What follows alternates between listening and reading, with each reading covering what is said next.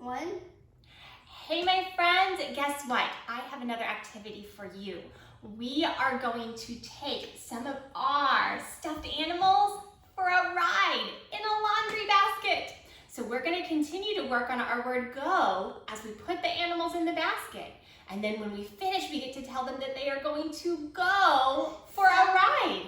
So, as we say it,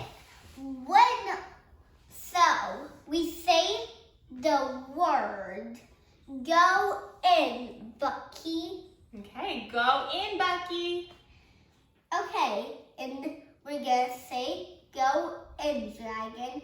Go in, Dragon. Go in, Dragon. And then we're gonna say go in, Bear. Go in, Bear. And then we're gonna say go in, Cat. Go in, Catboy. And then we're gonna say go in, Dog.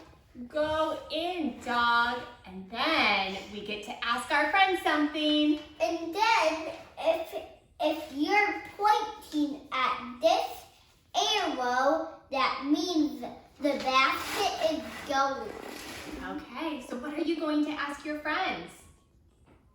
So you are gonna say this.